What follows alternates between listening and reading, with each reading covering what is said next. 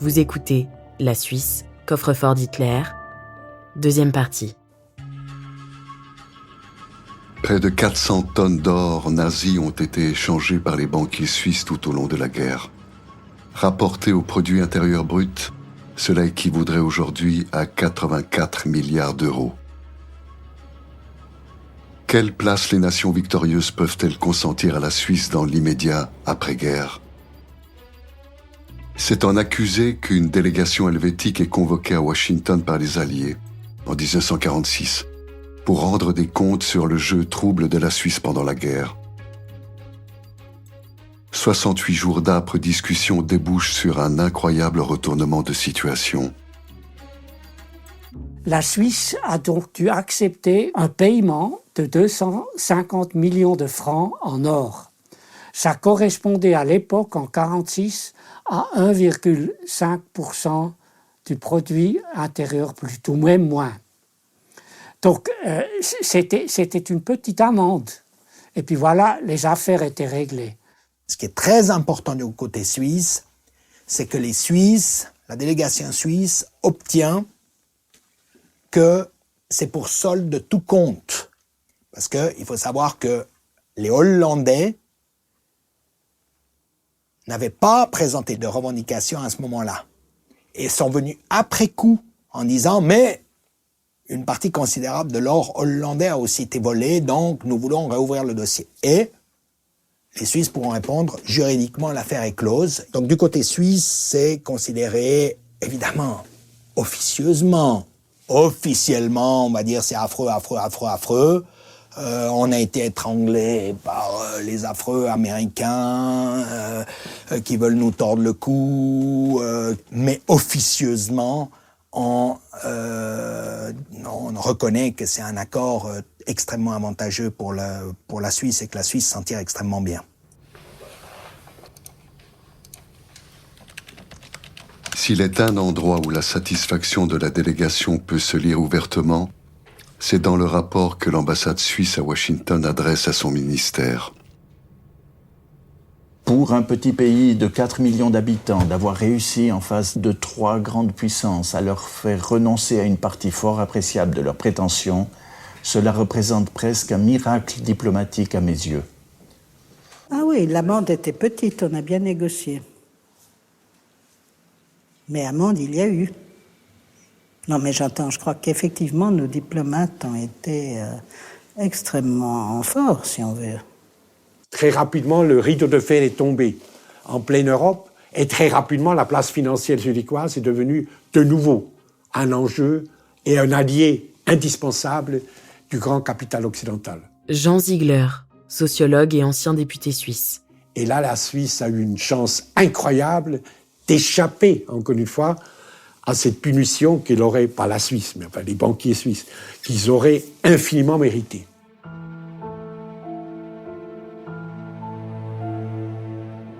Comme nombre d'autres pays européens, la Suisse d'après-guerre va se construire une histoire magnifiée, mythique, composée de résistance héroïque à l'ogre nazi, de généreux accueils de réfugiés et d'impeccable neutralité. Elle peut, pour longtemps, enterrer ses secrets.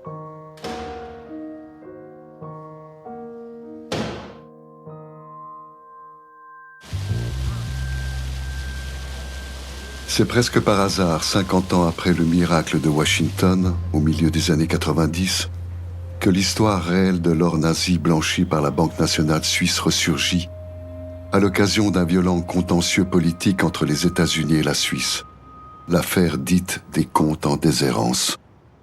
Ce sont des comptes qui ont été ouverts dans les banques suisses et éventuellement aussi dans des assurances suisses par des personnes qui souhaitaient fuir le nazisme ou qui étaient elles-mêmes des victimes du génocide nazi. Ruth Dreyfus, ancienne présidente de la Confédération helvétique. Beaucoup de ces gens n'ont pas survécu et donc ces fonds sont restés dans les comptes des banques et des assurances.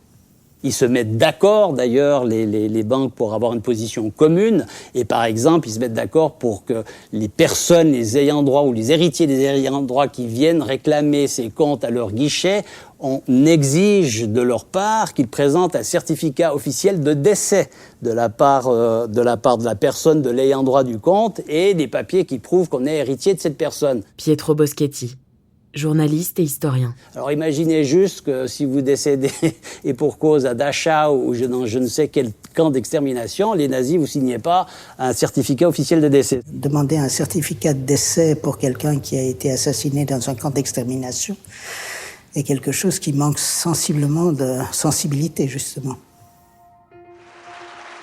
En 1996, le Congrès juif mondial s'empare du dossier et lance un appel aux quelques rescapés encore en vie et aux descendants des victimes de l'Holocauste, en évoquant la plus grande escroquerie de l'histoire.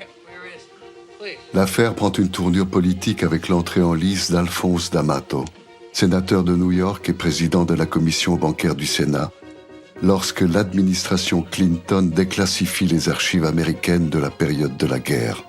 Ce n'est pas une question d'argent, c'est une question de justice. Greg Rickman, qui était le bras droit d'Alphonse D'Amato, a mené les recherches historiques pour le sénateur. Pour les Suisses, il est Evil Boy, le diable. Il garde un souvenir très vif du mépris souverain des banquiers et des responsables helvétiques.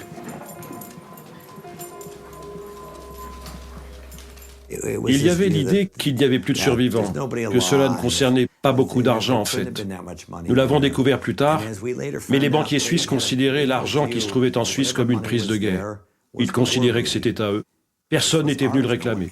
Ils voulaient juste le garder.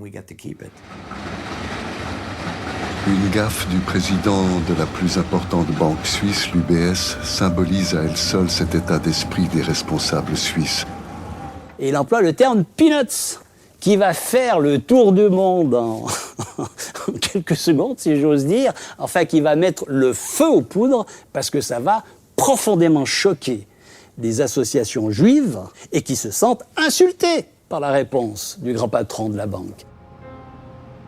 Face à l'impitoyable campagne américaine qui s'est enclenchée, les autorités et les banquiers suisses multiplient les maladresses, même lorsqu'ils tentent de reprendre l'initiative. Voici la liste publiée dans le New York Times. Les noms des comptes listés par les banquiers suisses.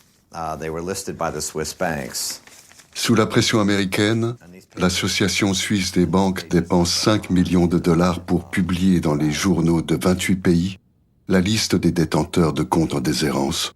Cela va faire l'effet d'une bombe, mais pour des raisons très inattendues. Sur cette liste des 1862 personnes, ils ont oublié d'épurer la liste. Et un grand nombre de nazis, justement les Kaltenbrunn, et autres, et Bauer, figurent sur la liste. Figuraient sur cette liste les noms de Willy Bauer, pseudo d'Anton Burger, l'assistant d'Adolf Eichmann, Elisabeth Elder, la femme d'Ernst Kaltenbrunner. Il s'agissait de nazis de premier rang, des criminels de guerre ou des officiels de haut rang avec des comptes en Suisse. Greg Rickman, directeur de la commission d'enquête sénatoriale sur les banques suisses et américaines. Même si elles l'ont fait sous la pression, les banques suisses ont essayé de faire quelque chose de positif. Mais une fois encore, ça a mal tourné pour elles.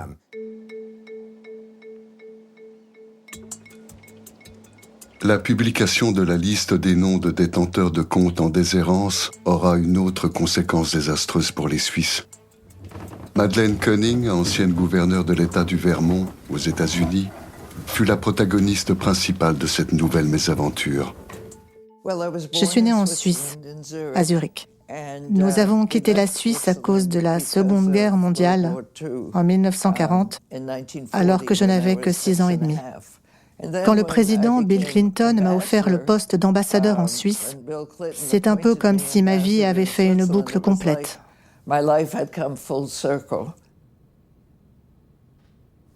Un matin, j'étais à mon bureau en train de lire les journaux et en épluchant la liste, j'ai découvert le nom de ma mère, Renée May. Ce fut un vrai choc.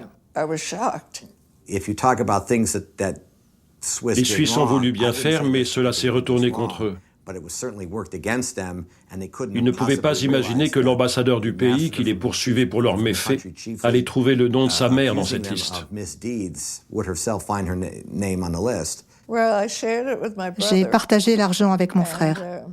Cela représentait tout juste une centaine de dollars chacun.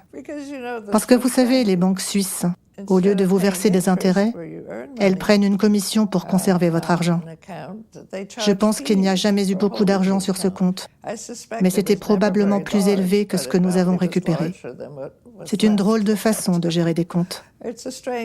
Mais ça a l'air de marcher, pour les Suisses en tout cas. Pour forcer les banquiers et les institutions suisses à réagir enfin sur les fonds en déshérence, les Américains fouillent les archives pour exhumer des faits embarrassants. Ils dévoilent des pans entiers de la mémoire collective suisse refoulée pendant 50 ans. La question des achats d'or de la Banque nationale suisse réapparaît inéluctablement. Comme ce document l'indique, 2/3 de l'or vendu par les nazis durant la Seconde Guerre mondiale ont pris le chemin de la Banque nationale suisse. La seule conclusion que l'on peut tirer de ces documents, c'est que la Suisse a prolongé la guerre. C'était le seul débouché possible pour l'Allemagne. Ils ont fourni l'argent pour continuer de faire tourner la machine de guerre nazie. Si les nazis n'avaient pas eu accès au système bancaire suisse, ils n'auraient pas pu financer la guerre. La Suisse a prolongé la guerre. L'accusation lancée par les Américains fait toujours débat aujourd'hui. On peut s'imaginer que dans des moments difficiles, avec un boycott de la Suisse, on aurait probablement pu perturber certains secteurs technologiques hautement spécialisés de la production allemande. Hans Ulrich Just, historien. Mais la question de savoir si cette perturbation aurait vraiment raccourci la guerre, ça c'est une pure spéculation. J'en sais rien. Comment savoir? C'est difficile de faire de l'histoire hypothétique, non? Qu'il s'agisse de 6 mois, d'un mois ou d'un jour, combien de personnes sont mortes dans le monde et en Europe à cause de leur financement? Des millions d'hommes supplémentaires sont morts probablement à cause de l'activité consciente de receleurs, de laveurs, de l'avoir volé de la Suisse. Jean Ziegler, sociologue et ancien député suisse. Le 7 mai 1997, lorsqu'elle est lancée par l'administration Clinton, l'accusation fait l'effet d'un coup de tonnerre. La population suisse, secouée, désorientée et indignée, ne sait plus à quelle histoire se vouer. Donc à un moment donné, il fallait quand même commencer à apporter des réponses un tout petit peu plus substantielles que de dire « mais non, ça c'est des vieilles histoires ». Donc en catastrophe, un peu en catastrophe, l'administration, enfin le gouvernement va mandater des historiens pour commencer à apporter des réponses en espérant que ça allait calmer les choses. Ils mettent sur pied cette commission et surtout la décision importante, c'est qu'ils donnent les moyens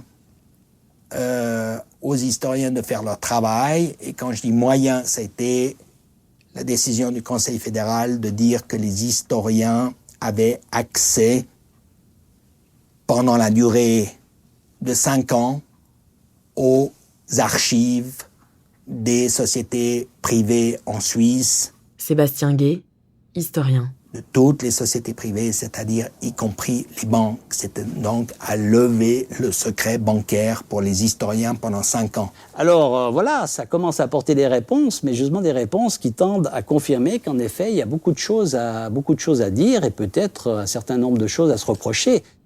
Les révélations succèdent aux révélations. Tout y passe. L'action des entreprises et des banques privées pendant la guerre. Le rôle dérisoire de l'armée suisse face aux nazis. De même que la sacro-sainte politique suisse en faveur des réfugiés. C'est pourtant à nouveau dans le dossier de l'or nazi acquis par la Banque nationale suisse que le plus effroyable apparaît. Une partie de l'or nazi arrivait à la Banque nationale suisse. Un petit pourcentage, peut-être 6, peut-être 3 lingots contenaient de l'or dentaire. Greg Rickman, directeur de la commission d'enquête sénatoriale sur les banques suisses et américaines. De l'or pris sur des victimes dans des camps de concentration en Pologne, à Auschwitz, à Lublin, à Majdanek. L'or était refondu à Berlin par la Reichsbank, puis envoyé à la Banque nationale suisse.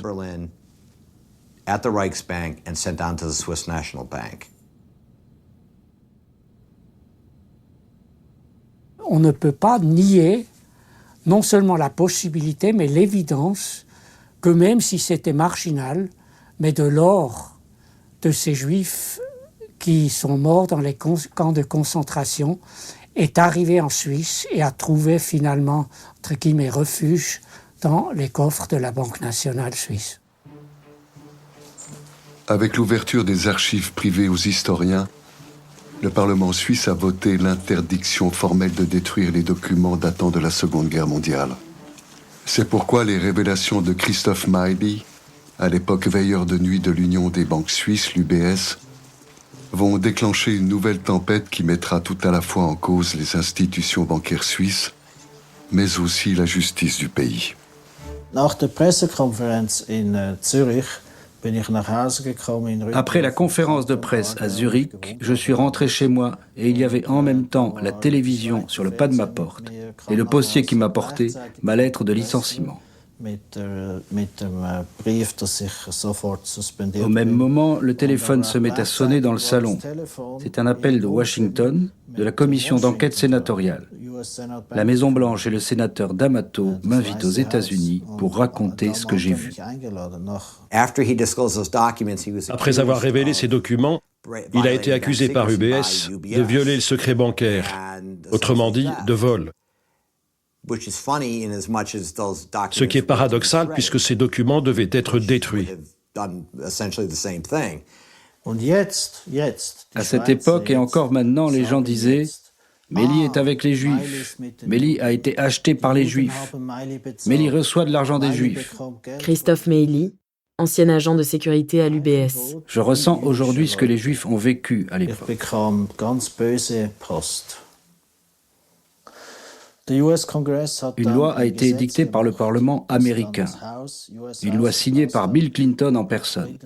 Je suis devenu ainsi le premier réfugié politique suisse aux États-Unis.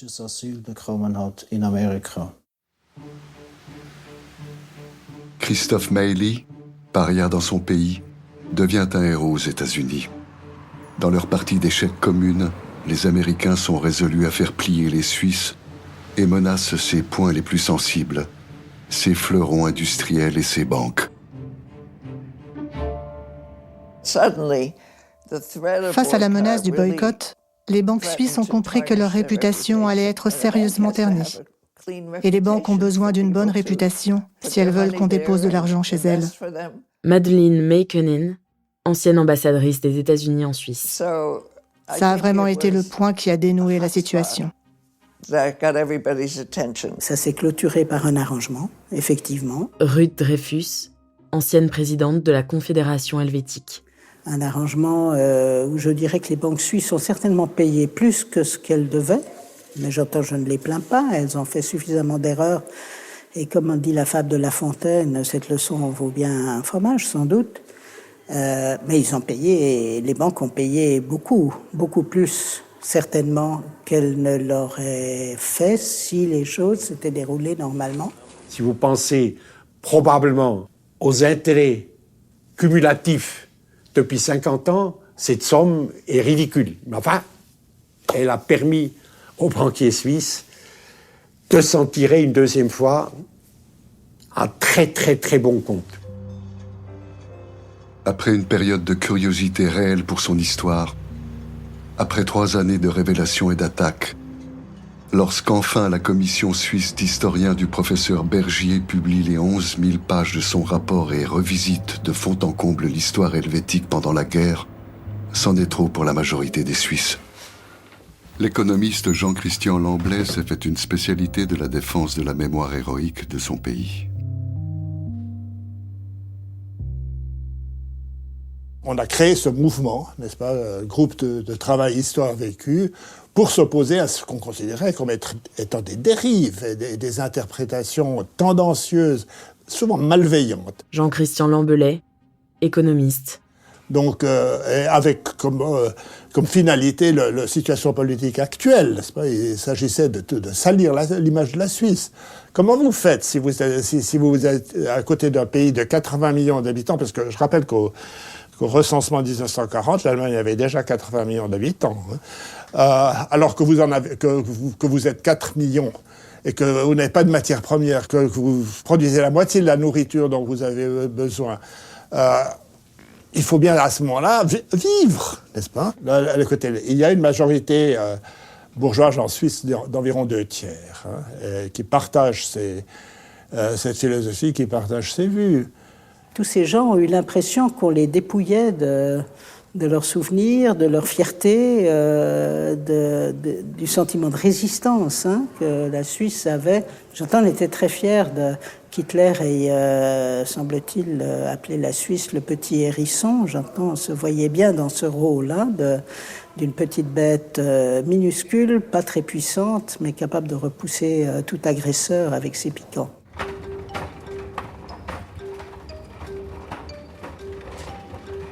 Après des années d'exploration minutieuse des archives, après des mois de crise, de polémiques, de drame national, l'affaire se referme, en laissant fort peu de traces dans la Suisse d'aujourd'hui.